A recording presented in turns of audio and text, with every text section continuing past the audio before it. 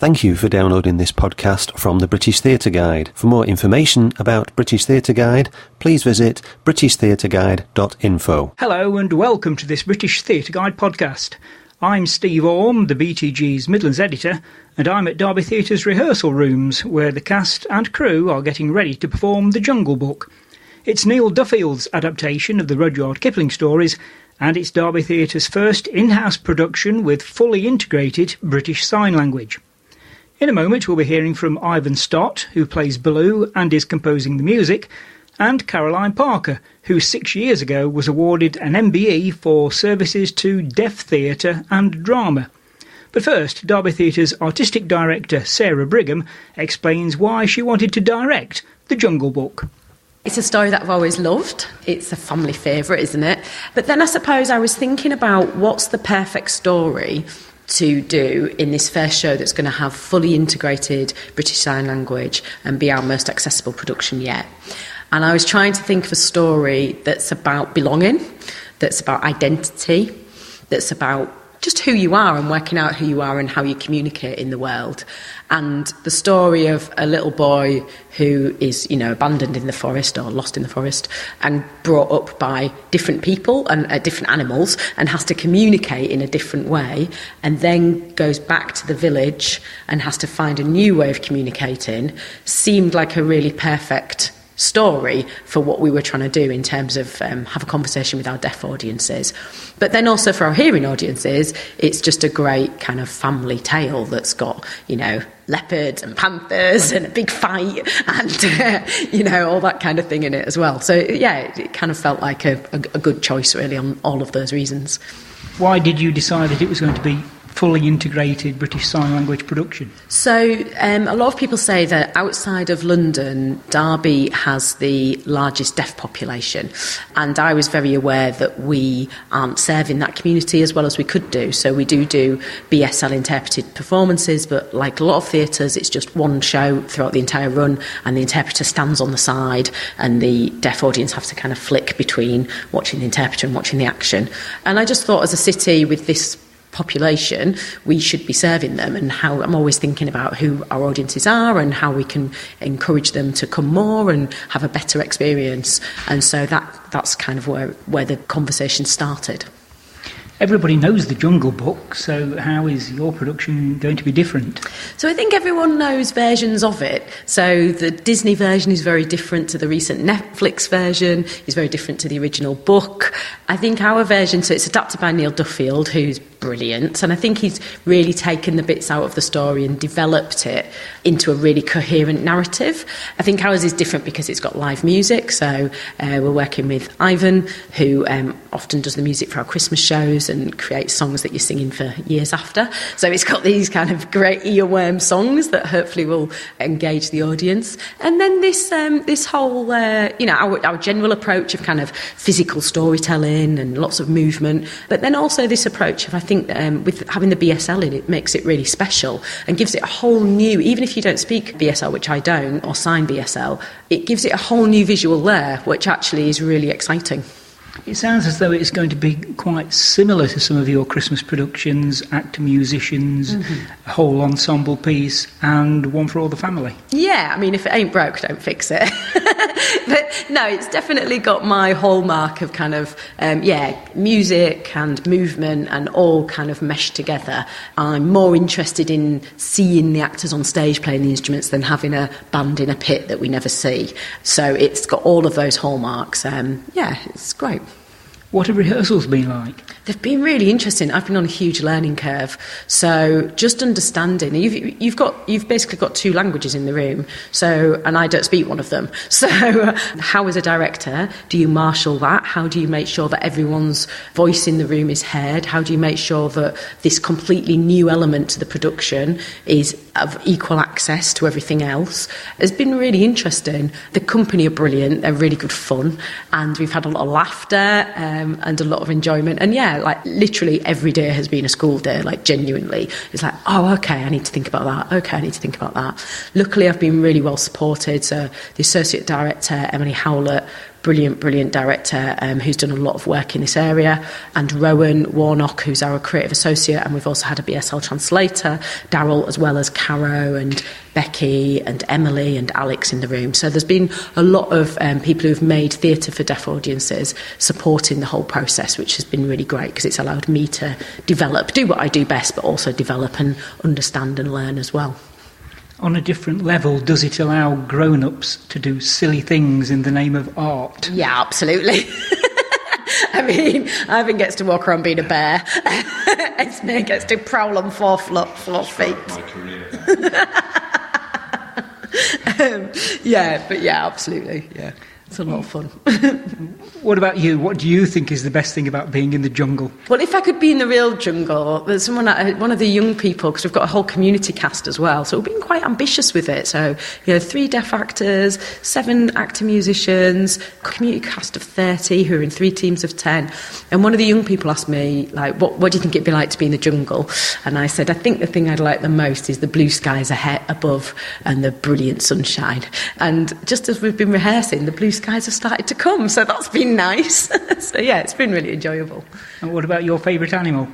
Oh, well, generally my favourite animal is a giraffe because they're vegetarian, cute and a bit soft.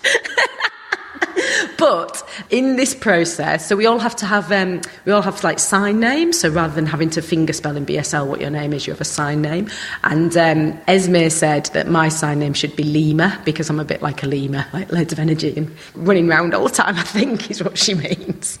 Ivan, you're composing the music for the production Yes. as well as acting in it. I am, yeah. Everybody knows the songs from the film Jungle Book. So how are you putting together songs that will replace things like Bare Necessities and I Want to Be Like You? Yeah, absolutely. I mean, they're so iconic, aren't they? Everybody knows them and loves them. So to present a production of the Jungle Book without those songs in, I think, will be maybe surprising for people. And, it's a challenge, but it's one I relish. And, I love writing songs. It's what I do. And I think, obviously, there's a lot of things come immediately from the words in the play. So Neil Duffield's words, he'd very kindly kind of written some beautiful song lyrics, which I've kind of taken on board. And those words immediately have a different rhythm to them, to those iconic songs. So they immediately sort of suggest different kind of rhythms and things to me when I start playing around with singing those words. Different melodies appear to me and suggest different things. Strap on a ukulele and off I go, really. And then I just take it from there, really. And I just play around. I try different things out, try different styles, different, sometimes they come very quickly. They're almost instantaneous. Sometimes I pour and sweat over them for days on end, but eventually they form, they appear somehow. I also like to work really collaboratively with the other performers as well, so sometimes we'll kind of jam out ideas together. But with these, very much I kind of went away and pre-rehearsals, because I knew I was going to be in the show as well, so I knew there wasn't going to be really any time through rehearsals for me to do much songwriting, so most of the songwriting for this happened before rehearsals. So after Christmas, that's what I got on with, really.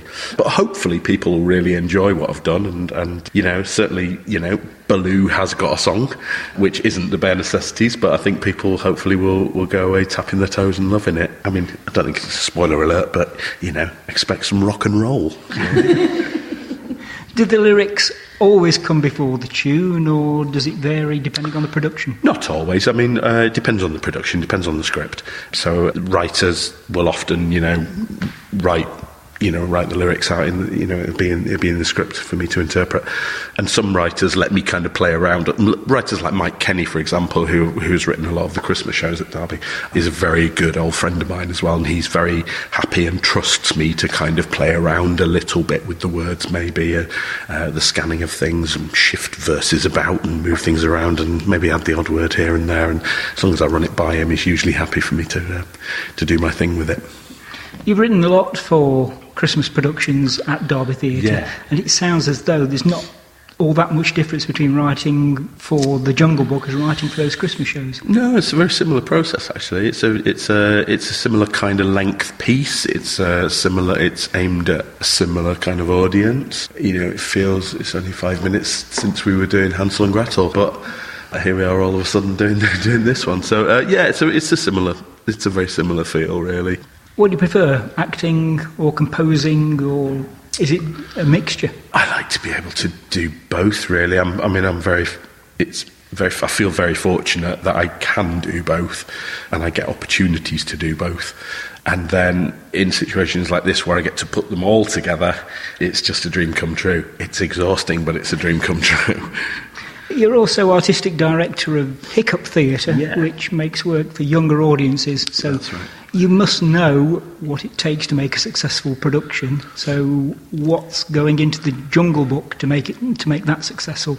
This show feels like, because I often work with, Sarah's often very involved in Hiccup shows as well, and in some ways this production of the Jungle Book in some ways feels like a giant Hiccup show in lots of ways. It's a similar process again, but on a much bigger scale, although it does have the incredible new exciting elements of integration with the BSL. But yeah, it's similar, it's just a much bigger scale.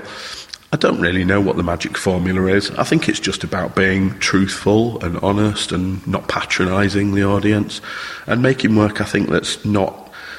With Hiccup, I don't feel as though I make children's theatre. I make work that's really accessible for the whole family to enjoy. So, I hope with Hiccup shows that the grandparents and parents who come with their children will enjoy the show together and will go and talk about it afterwards and will get as much out of it in different ways. And I think that's the same for the Jungle Book. And after this production, what's next for you? Next for me is a little bit of a rest, which is good, which I'm really looking forward to because I've had a really busy 12 months. So a little bit of a break, holiday hopefully, and then moving forward into lots of exciting projects for the autumn and Chris, already thinking about Christmas this year. So just in the process of getting ideas together for a new Hiccup show. So that's going to be Little Red Riding Hood. I'm going to have a go at. I'm kind of hoping I get to play the grandma in that, which I think could be fun. Other than that, more Christmas things. I'm going to be involved in One Man, Two Governors, the big autumn show at Derby Theatre, which Sarah's directing, but simply as a performer, as an actor in that, which would be really exciting. I'm really looking forward to that. Yeah, it'd be a change just to wear one hat. And various other things in the pipeline for future, discussing various other exciting future possibilities with Hiccup and here at Derby and beyond. Caro, what was your reaction when you heard that you got the part in the Jungle Book? Oh, I was absolutely delighted, of course, and I'm very happy that Sarah has taken on this huge task of creating a show with integrated English and British Sign Language. We live in days of diversity and equality. Are deaf actors appreciated enough these days? They're certainly getting more and more appreciated. Over the last year, a rise has appeared in employment of deaf actors, not only in good theatres like Derby Theatre, but the Royal Shakespeare Company, the National Theatre, and lots of other mainstream theatres are now taking on deaf actors into their productions. How does your character fit into the story? Well, originally I was going to play a peacock called Mayo, but as rehearsals have gone by, due to characters in the book, we found a character that was more suitable as my role as a sign language presenter of the story, which is Tabaqui. And Tabaqui is a sneaky little creature that flits from one animal to another. His or her loyalty is temporary. So sometimes I'm with Shere Khan signing for him, or sometimes I'm with the other characters in the show like Mowgli, Bagheera, Baloo. I sign quite a bit for Baloo as well. What have rehearsals been like? fun, absolute fun. The rehearsals have been a pure joy, really, and a great space for exploring what the possibilities are between BSL speaking actors and English speaking actors, and with the music as well. How do we show the lyrics and the rhythm of the music through sign language? And that's always a joy to explore. Now, I've seen some pictures of you on the internet, and you've got brightly coloured hair. You haven't at the moment, but what are you doing for the Jungle Book? If you want to know what colour my hair is, come and see the show. But it's been quite amazing, really, since I started dyeing my hair a few years ago. I thought it would stop me getting roles and jobs, but designers love actors who will change their colour of the hair or the style of the hair. So I've been working pretty solidly since then. You've also been doing things like signing the Paralympics. Yes. What was that like? One of my many other jobs is cabaret. I perform songs in sign language, dance and mime. I'm trained in mime. And I was asked by my friend Jenny Seeley, who's the director of Grey Eye, and she co-directed the Paralympic opening ceremony in 2012, and she asked me to sign the finale song with Beverly Knight singing I Am What I Am, so I got a chance to sign that as well. But that wasn't signed in pure British Sign Language, it was more international sign language, because it's a worldwide production, it's going out there in the world, so I had to learn international sign language to do that. Great fun. Must have been a wonderful experience. Oh, it was amazing. You could feel the atmosphere on the skin. There was 80,000 people in the stadium, and it was phenomenal. It's been my biggest audience so far. I can't imagine an audience bigger than that, and 500 million people saw it on television as well. So it was amazing, absolutely amazing. I'll never forget it, never. You won't get quite as many watching the Jungle Book, but... No, but we are trying very hard. I do believe that one show is actually sold out, so you better get booking. Most theatres do have BSL and captioned shows. Yes. But just for one performance maybe during the run. Do you think they ought to do more? Well, I think there needs to be more involvement in making sound shows creative. Art is creative, and at the moment having a sign language at the side of the stage, it's great, thank you, we appreciate it, but if you want deaf audiences to feel more included, then integrated sign language is the way to go. It's more creative, it's more accessible. Sometimes when I'm at a show with a sign language interpreter at the side, I feel like I'm sitting in the doorway, and in one room is the art, and in the other room the access, and I'm constantly watching and switching and watching and switching, like watching a tennis match. My neck is getting tired. So I'm always delighted when I go to see a production, I am included in the audience. I can enjoy the show just as much as the hearing people, and I think this is needed much more to happen in the future. It's a funny bit, isn't it? There are some scary bits, by the way, and some emotional bits, so bring your hankies, but it is mostly funny. It's great. I'm enjoying it. I'm having a great time. And what are you doing after the Jungle Book? I am also taking a much-needed rest. I've got workshops. I'm doing some comedy workshops for a deaf theatre company called Definitely, and I'll be teaching comedy to deaf people, deaf performers, because deaf humour is very different to hearing humour, so they need someone who's deaf to teach them how to portray their stories and comedy, things like that. The Jungle Book runs at Derby Theatre from Friday the 5th until Saturday the 20th of April. You've been listening to a podcast from British Theatre Guide. For more information, please visit britishtheatreguide.info.